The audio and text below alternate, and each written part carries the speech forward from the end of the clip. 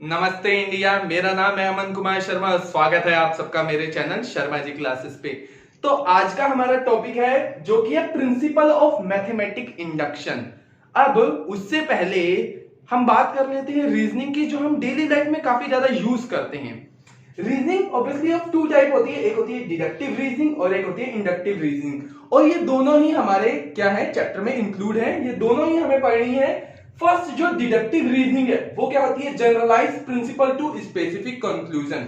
It means इसमें होता क्या है, इसमें हमें एक रूल दे दिया जाएगा, हमें उस रूल को फॉलो करना है, बस खत्म। जैसे कि हमें पता है कि सम ऑफ ऑल नेचुरल नंबर क्या होता है, n+1/2। तो अगर हमसे कह दिया जाए कि 10 नेचुरल नंबर का सम निकालना है तो हम क्या करेंगे, वैल्यू इस फॉर्मूले में रखेंगे और फाइंड आउट कर लेंगे। इट मींस हमें फॉर्मूला दिया गया होगा, हमें फॉर्मूला पता है कि अगर हमसे कहा जाए कि पाइथागोरस थ्योरम में हमें हाइपोटेनियस गेन करनी है, तो हमें पता है, फॉर्मूला पता है क्या, पाइथागोरस थ्योरम हमें पता है। उसमें हमने क्या रखी, परपेंडिकुलर की वैल्यू रखी, बेस की वैल्यू रखी और हमने हाइपोटेनियस गेन कर ली। जनरलाइज प्रिंसिपल, ऐसे प्रिंसिपल जो पहले से ही क्या होते हैं, बने हुए होते हैं। राइट एंगल ट्रायंगल का जो फॉर्मूला है, पाइथागोरस थ्योरम जो है पहले से बनी है, हम अपने आप नहीं बनाएंगे उस पॉइंट पे, जनरलाइज टू स्पेसिफिक में चले जाएंगे। लेकिन यहां पे क्या होता है, स्पेसिफिक। इट मींस हम क्या करते हैं, पहले कंक्लूजन से जो हमारे पास रिजल्ट है उससे हम क्या करते हैं, फॉर्मूला पहले गेन करते हैं। इट मींस यहां पे ईच एंड एवरी स्टेप पे बात होगी और ये जो काफी डीप कंक्लूजन जाता है, इसमें क्या होता है, हम डीपली समझ पाते हैं कि रिजल्ट कहां से आया है। ठीक है, उससे पहले बात करते हैं डिडक्टिव रीजनिंग और इंडक्टिव रीजनिंग की। क्या ये दोनों ही रीजनिंग हमारी डे टू डे लाइफ में यूज होती है? हाँ, एक्चुअली डिडक्टिव रीजनिंग तो मैं कहूंगा काफी ज्यादा मात्रा में हमारी जो डे टू डे लाइफ में यूज होती है। अब वो कैसे, सपोज एक्चुअली तो घर की सासें जो होती हैं वो काफी ज्यादा यूज करेंगे। सपोज हमने कह दिया सुनीता, क्या है, सुनीता एक बहू है, कोई भी हमने नाम ले दिया, सुनीता क्या है, एक बहू है। उसकी सास कह रही है कि सारी बहुएं कामचोर होती हैं। ऑटोमेटिकली क्या हो गया, सुनीता भी कामचोर है। ठीक है, इसका मतलब क्या हुआ, उन्होंने ये कहा कि सुनीता एक बहू है, सुनीता क्या है, एक बहू है। ठीक है, बाकी हमें जनरलाइज उसकी सास ने क्या कहा है, सारी बहुएं कामचोर है। सुनीता अपने आप क्या हो जाएगी, कामचोर। कि भैया हम पहुंच गए कंक्लूजन पे, हमने कुछ नहीं देखा कि कहां से आया क्या नहीं आया, हमें बस ये फॉर्मूला पता था, हमने डायरेक्ट लगा दिया। ठीक है, अगर हमने कहा, ठीक है, क्या कहा कि सपोज चैन, कोई भी हमने नाम दिया, जीन, चैन, चून, ठीक है, चाइनीज नाम ले लिया कोई भी, तो क्या है, जीन एक चाइनीज है। जीन क्या है, एक चाइनीज पर्सन है और चाइनीज पर्सन की आंखें कैसी होती है, छोटी होती हैं। तो जीन की भी आंखें कैसी होंगी, छोटी होंगी। डायरेक्ट कंक्लूजन पे पहुंच गए क्योंकि हमारे पास पहले से प्रिंसिपल था। पहले से प्रिंसिपल क्या था हमारा, कि सभी चाइनीज लोगों की आंखें छोटी होती हैं। तो हम डायरेक्ट रिजल्ट पे पहुंच गए कि भैया अगर जीन चाइनीज है तो उसकी आंख भी छोटी ही होगी। तो यहां पे क्या होता है, जनरलाइज प्रिंसिपल से हम स्पेसिफिक कंक्लूजन पे पहुंचते हैं। अब स्पेसिफिक इंस्टेंस से जनरलाइज कंक्लूजन पे कैसे पहुंचेंगे। सपोज हमने क्या रखी है, यहां पे नंबर ऑफ टाइल्स रखी हैं, ठीक है, वर्टिकल पोजीशन में रखी है, एकदम सीधी खड़ी हुई है। हमने क्या की, इनके बीच में डिस्टेंस काफी कम है, हमने एक गिराई, दूसरी गिरी, ऐसे ही कंटिन्यूसली चल रही है। क्या हमें पता है कि जो लास्ट में जो टाइल पड़ी है वो भी गिरेगी? अब ये तो पता नहीं। ठीक है, तो इंडक्टिव रीजनिंग कहता है कि चेक करो, बीच में से कोई भी टाइल ले ली, सपोज हमारे पास 500 टाइल है, 1000 टाइल है, 2000 टाइल है, चेक करो कि बीच में कोई गिरी है। अगर बीच में कोई गिरी है तो उसके अगली वाली भी गिरी होगी। चेक करोगे उसकी अगली वाली गिरी है तो मतलब लास्ट वाली भी गिरेगी ही गिरेगी। अगर एक के लिए फॉलो हो गया, 1 के लिए फॉलो हो गया, किसी पॉइंट के लिए फॉलो हो गया तो k+1 के लिए ऑटोमेटिकली फॉलो होगा ही होगा। यही हमारा इंडक्टिव रीजनिंग का रूल है। जो भी आज तक हमने फॉर्मूला जो होते थे हम डायरेक्ट पुट कर देते थे। हमने सबसे अच्छा पढ़ा था, हमने पाइथागोरस थ्योरम। पाइथागोरस थ्योरम में हमने आज तक कभी सोचा नहीं कि क्यों हाइपोटेनियस का स्क्वायर इक्वल्स टू परपेंडिकुलर का स्क्वायर प्लस बेस का स्क्वायर, यही होता है, यही होता है। ऐसा क्यों नहीं हो सकता कि परपेंडिकुलर का square equals to hypotenuse minus base का स्क्वायर? क्या हम कोई ऐसा फॉर्मूला बता सकते हैं? सपोज हमने कोई एक क्वेश्चन लिया जिसके लिए हमारी कुछ वैल्यू ऐसी आ गई कि जो बेस का स्क्वायर है वो हाइपोटेनियस प्लस परपेंडिकुलर के स्क्वायर के इक्वल हो गया। सपोज कोई केस हमारा ऐसा आ गया, ऐसे पॉसिबल तो नहीं है, सपोज हमारा किसी एक पॉइंट के लिए ऐसा आ गया, तो क्या ये नया फॉर्मूला बन जाएगा?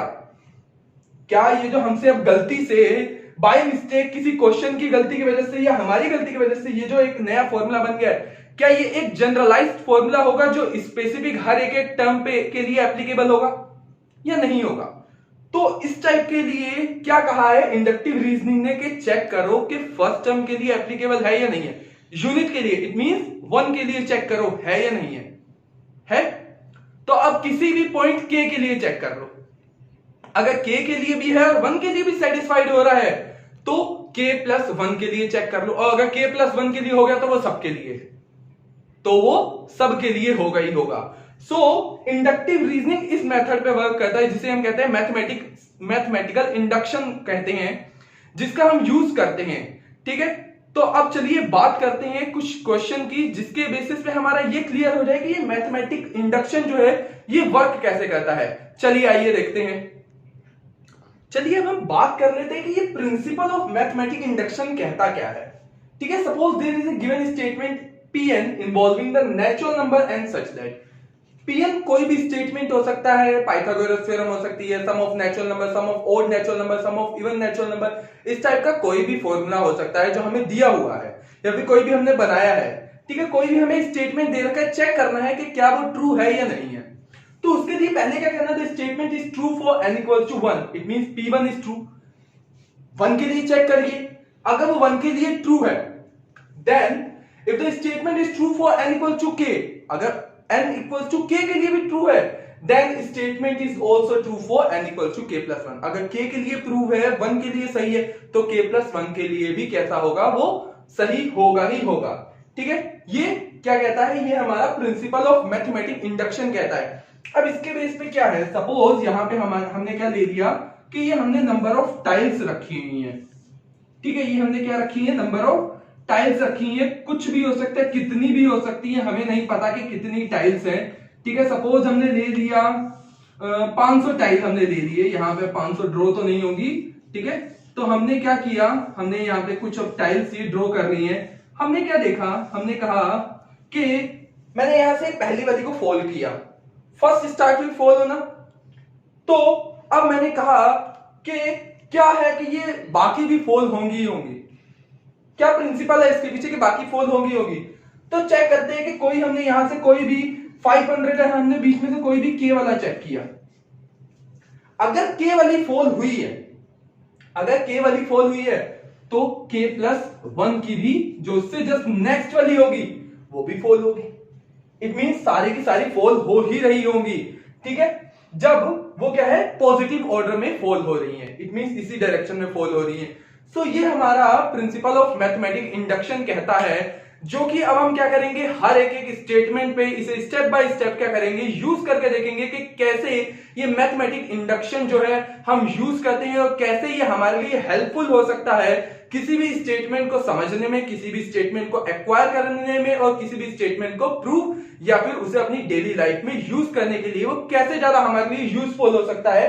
चलिए इसी की बात करते हैं अब इसके आगे। चलिए अब हम बात कर लेते हैं इस टाइप के क्वेश्चन की। फॉर ऑल नेचुरल नंबर, क्योंकि n ग्रेटर देन 1 और equal to 1, it means all natural number, prove that हमें क्या करना है, the square of 1 square 2 square 3 square plus n square equal to n plus 1 2n plus 1 upon 6। It means इन सबका जो square का सम होता है n, जो जनरलाइज्ड टर्म होती है, वो इसी फॉर्म में रिप्रेजेंट हो सकता है। इस टाइप के फॉर्मूले को हम आंख बंद करके क्या कर देते थे, अप्लाई जरूर कर देते थे, लेकिन क्या ये फॉर्मूला सही है या नहीं है, क्या ये हर एक एक नेचुरल नंबर के लिए एप्लीकेबल है भी या नहीं है, या फिर सिर्फ कुछ स्पेसिफिक टर्म के लिए ही एप्लीकेबल है, तो वो अब हम सीखेंगे प्रिंसिपल ऑफ मैथमेटिक्स के अंदर। ठीक है, तो पहले अब हम क्या करते हैं, अगर हम प्रिंसिपल ऑफ मैथमेटिक इंडक्शन को याद करें तो हमने पहले क्या किया था, पहले 1 के लिए चेक करेंगे। ठीक है, तो यहां पे अब हम क्या किया करेंगे, पहले हम 1 के लिए चेक करेंगे, it means n equals to 1। n equals to 1 के लिए चेक करेंगे तो 1 का स्क्वायर क्या आएगा, 1 स्क्वायर इक्वल्स टू, और यहां पे रखते हैं 1, 1 plus 1, 2 into 1 plus 1 upon 6। 1 plus 1 कितना हो गया 2, एंड इधर हो गया 3, 3 2 जा 6, 6 अपॉन 6, 1 आ गया हमारा। इट मींस किसके लिए, 1 के लिए तो कैसा है ये सेटिस्फाइड है। अब चेक करते हैं लेट, हमने कह दिया, हमने लेट कर दिया कि किसी इंटीजर k के लिए कि क्या है ये ट्रू है। Let the statement is true for any integer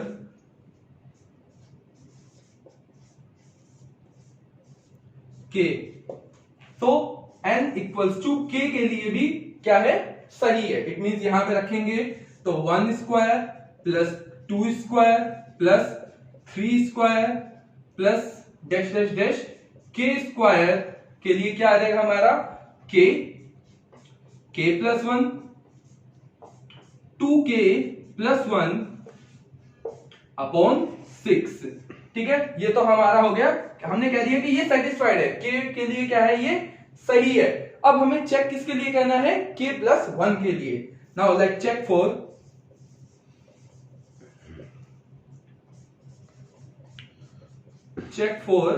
k plus 1। ठीक है, सो यहां पे हम क्या रख देंगे, अब n की जगह कितनी वैल्यू रख देंगे, k प्लस 1 रख के देखते हैं। तो हमने ले लिया 1 प्लस 2 प्लस 3, k तक तो सेम ही रहेगा, 1 square plus 2 square plus 3 4 5 k square, और k स्क्वायर के नेक्स्ट वाली टर्म ही तो होगी k प्लस 1 का होल स्क्वायर। ठीक है, इसके लिए क्या करना है, हमें चेक करना है कि ये जनरलाइज टर्म आएगी, ऑब्टेन होगी या नहीं होगी। तो 1 2 और k स्क्वायर के लिए इतना हम कहां से ले लेते हैं, from equation first, from equation first. Equation first से हम 1 प्लस 2 k स्क्वायर तक की कितनी वैल्यू आ जाएगी, k plus 1, 2k plus 1 upon 6। ठीक है, यहां पे कर लेते हैं आगे का काम। तो यहां पे तो आ गया हमारा k plus 1, 2k plus 1 upon 6। ये आई है 1 से लेके k स्क्वायर तक की। बचा क्या, k प्लस 1 स्क्वायर, तो यहां पे अभी भी बचा होगा। ठीक है, अब यहां पे क्या ले लेते हैं, एलसीएम लेते हैं।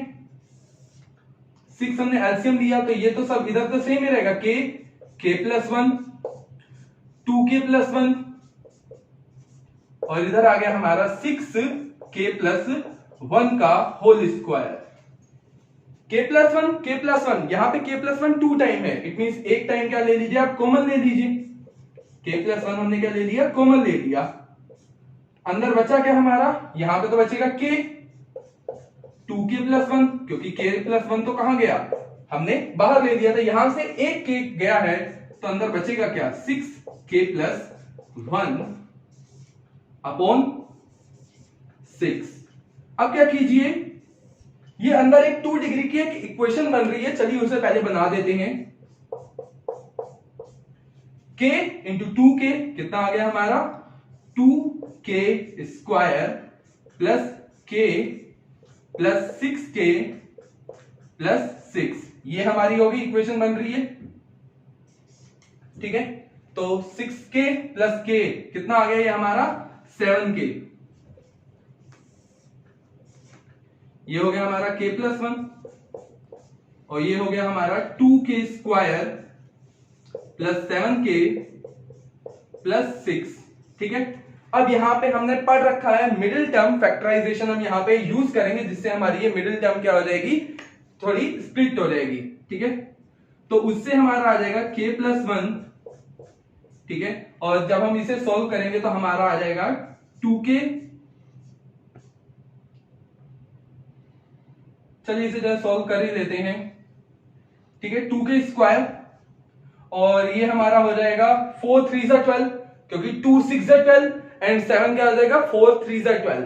ठीक है, तो उससे हमारी बन जाएगी, यहां से हमारा बन जाएगा फैक्टराइज करने के बाद k प्लस 2 और 2k प्लस 3, ठीक है, आप इसे जरा फैक्टराइज कर सकते हैं, आपको भी यही ऑब्टेन होगा। अब यहां पे हमने k प्लस 1 यूज किया, तो n k प्लस 1, फर्स्ट वाला तो सही है।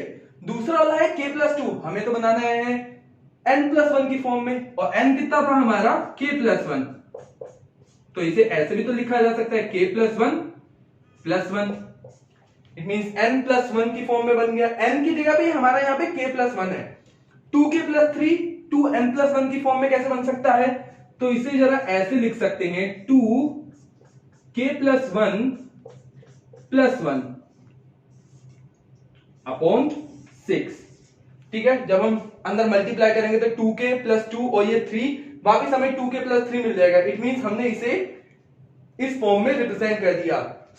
जो हमारा अब जो स्टेटमेंट है, ये जो हमें गिवन स्टेटमेंट है, is true for all natural number. जब 1 के लिए सेटिस्फाइड है, k के लिए सेटिस्फाइड है और k प्लस 1 के लिए भी सेटिस्फाइड हो गया, तो ये जो हमारा स्टेटमेंट है सभी नेचुरल नंबर के लिए कैसा होगा, सेटिस्फाइड होगा, ठीक है। अब हमें किसी और नंबर के लिए प्रूफ करने की जरूरत नहीं है। चलिए इसी से रिलेटेड कुछ और क्वेश्चन की भी बात कर लेते हैं। चलिए अब हम बात कर लेते हैं इस टाइप के क्वेश्चन की, जिसमें हमें क्या करना है, for all natural number proof क्या करना है हमें, 1 upon 1 upon 2, 1 upon 2 into 3 plus 1 upon n into n plus 1 का ये जो सम आएगा वो कितना होगा, n प्लस 1। तो कभी कभी तो इस टाइप के क्वेश्चन को देख के डाउट हो जाता है कि भैया अगर लास्ट टर्म ही n इंटू n प्लस 1 है तो उनका सम n अपॉन n प्लस 1 कैसे आ सकता है, ठीक है। तो इसी डाउट को क्लियर करने के लिए हम चेक कर लेते हैं कि क्या मैथमेटिकल इंडक्शन का जो हमारा प्रोसीजर है, प्रिंसिपल है, वो फॉलो हो रहा है या नहीं हो रहा है। अगर वो फॉर्मूला हमारा जो प्रिंसिपल है मैथमेटिक इंडक्शन का, अगर तो वो फॉलो हो रहा है तो इट मींस ये एक राइट फॉर्मूला है, अगर नहीं हो रहा तो ये क्या हो सकता है, गलत भी हो सकता है। तो चलिए यहाँ पे स्टार्ट करते हैं। स्टार्ट करने के लिए आपको भी पता है स्टार्ट करने के लिए क्या कहते हैं, पहले हम लेट कहते हैं 1 के लिए, ठीक है। सो हमने यहाँ पे ले लिया n इक्वल्स टू 1 के लिए चेक करते हैं, इट मींस 1 ही आ जाएगा, 1 अपॉन 1 इंटू 2। इधर हमारी n की जगह पे वैल्यू कितनी आ जाएगी, 1 अपॉन 1 प्लस 1, कितनी आ गई, इधर भी आ गया हमारे 1 अपॉन 2 और ये भी आ गया हमारा 1 upon 2। It means statement is true for n equals to 1।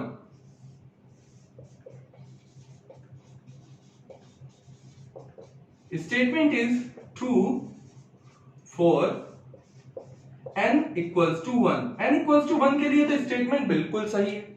अब हम बात कर लेते हैं कि क्या ये स्टेटमेंट, पहले लेट कर लेते हैं कि लेट के k के लिए भी ये स्टेटमेंट कैसा होगा, सही होगा। Let statement is true for, statement is true for n equals to k। n equals to k के लिए भी ये स्टेटमेंट ट्रू है, तो यहां पे जरा वैल्यू रख देते हैं 1 upon 1 into 2 plus 1 upon 2 into 3 plus dash dash dash 1 into k के लिए किया है तो k इंटू k प्लस 1, ठीक है, इक्वल टू कितना आ जाएगा, k अपॉन k प्लस 1, ठीक है। अब हमें प्रूफ किसके लिए करना है कि k प्लस 1 के लिए भी क्या ये स्टेटमेंट सही है या नहीं है। Now let check for n equals to k plus 1। k plus 1 के लिए चेक करते हैं, तो यहां पे जरा रख देते हैं value 1 upon 1 into 2 plus 1 upon 2 into 3 plus so go on 1 upon k into k plus 1 close upon 1 upon k plus 1 comma k plus 1 plus 1 कितना आ जाएगा, k प्लस 2 इक्वल्स टू कितना हो गया हमारा, ठीक है। तो इक्वल्स टू तो हमें प्रूव करना है। अब इतना जो है वैल्यू ये कहां से आ सकती है, from equation first. From equation first से हम इतने स्टेटमेंट की जगह क्या रख सकते हैं, k अपॉन k प्लस 1। यहां पे कर देता हूं, कितना आ गया, k upon k plus 1 from equation first, and the remaining one is here 1 upon k plus 1 k plus 2, 1 upon k plus 1 k plus 2। ठीक है, तो यहां पे जरा एलसीएम लिया जाए तो एलसीएम में तो क्या आ गया, k+1 इंटू k+2, ये आ गया हमारा एलसीएम। इधर तो क्या रहेगा, 1 ही रहेगा, यहां पे क्या आ जाएगा भाई, k इंटू k+2 +1, मल्टीप्लाई कर लीजिए। डिनोमिनेटर में तो हमारा k+1 इंटू k+2 ही है, न्यूमरेटर में क्या आ गया, k इंटू k² +2k+1। अब ये हमारा बन रहा है a प्लस बी का whole square, a² plus b² plus 2ab, it means k+1 का होल स्क्वायर। डिनोमिनेटर में हमारा k+1 अपॉन k+2, एक पावर से एक पावर कैंसिल, बचा क्या हमारा k+1 अपॉन k+2। हमें किस फॉर्म में लेके आना था, n+1, तो n की जगह क्या है, k+1 तो है ही, डिनोमिनेटर में भी इसे k+1 लिखा जा सकता है। इट मींस ये जो हमारा जनरलाइज स्टेटमेंट है is prove for all natural number. It means ये हर एक एक नेचुरल नंबर के लिए ये स्टेटमेंट क्या है, सेटिस्फाइड है। ठीक है, ऐसा नहीं है कि सिर्फ कुछ गिवन जो है ट्रिक्स के लिए या फिर कुछ गिवन नंबर के लिए ये फॉलो होगा, ये क्या होता है, हर एक एक नंबर के लिए फॉलो होगा। ठीक है, सो आई होप ये आपका क्लियर हो गया होगा। इसके बाद एक क्वेश्चन और करते हैं, फिर खत्म करेंगे।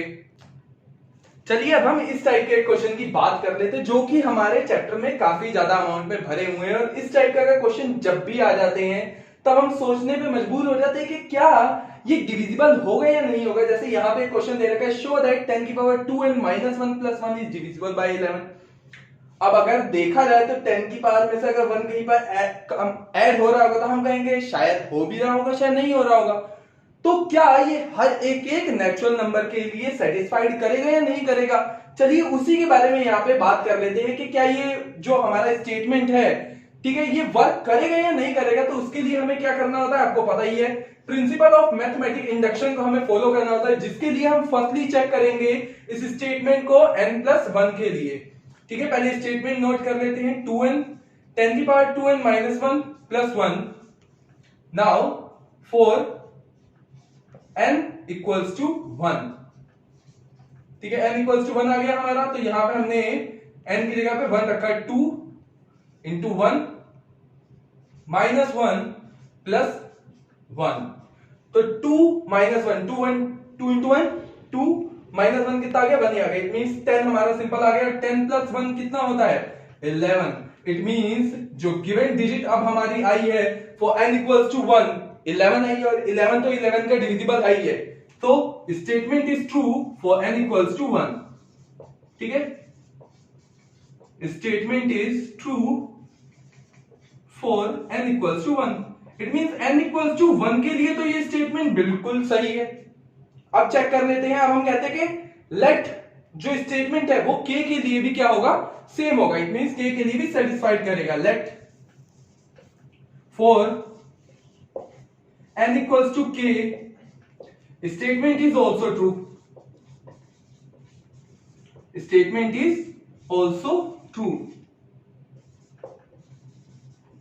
ठीक है, तो यहां पे अब हम क्या रख देंगे, k रख देंगे। नाउ n = k रखा आपने, तो हमें क्या मिल जाएगा, 10 की पावर 2k - 1 + 1। ठीक है, इट मींस 10 की power 2k - 1 + 1 is also divisible by 11। अब हमें चेक किसके लिए करना है, k+1 के लिए। नाउ फॉर n = k+1, अब k+1 के लिए चेक करना है तो यहां पे वैल्यू रख दीजिए 10 की पावर 2, n की जगह पे रखना है k+1 रखा, -1 आउटसाइड में है तो -1 बाहर रखा, +1 आ गया हमारा। अब इस स्टेटमेंट को जरा मल्टीप्लाई करवा लेते हैं, इस 2 के अंदर मल्टीप्लाई करवाते हैं, तो 10 की पावर 2k + 2 -1 मिला +1। अब यहां से +2 और -1 कितना हो जाएगा, +1 हो जाएगा। यहां पे सोल्व करते हैं। ठीक है, तो 10 की पावर 2k + 1 -1। ठीक है, अब हमें पता है कि हमें कहीं ना कहीं तक किसी एंगल तक स्टेटमेंट को कुछ ऐसे हद तक बनाना पड़ेगा। तो उसके लिए हमें चाहिए 10 की पावर 2k - 1, क्योंकि आपको याद होगा कि k प्लस 1 में हम पहले k की वैल्यू रखते हैं। तो यहां से 10k की पावर 2k माइनस 1 बनाने के लिए मैं यहां पे क्या करता हूं, माइनस 1 ऐड कर देता हूं। 2k माइनस 1 मैंने ऐड कर दिया। अब माइनस 1 की बैलेंसिंग के लिए यहां पे क्या होगा, प्लस 1 भी ऐड किया जाएगा, और ये प्लस 1 तो इसका खुद का है ही। ठीक है, कहां से आया आपका क्लियर हो गया होगा कि मैंने क्या किया, यहां पे 2k माइनस 1 बनाने के लिए माइनस 1 ऐड किया, और उसकी बैलेंसिंग के लिए प्लस 1 भी ऐड करना पड़ेगा, वरना जो इक्वेशन हो जाएगी वो डिसबैलेंस्ड हो जाएगी। तो प्लस 1 भी हो गया, प्लस 1 कितना हो गया, 2 हो गया।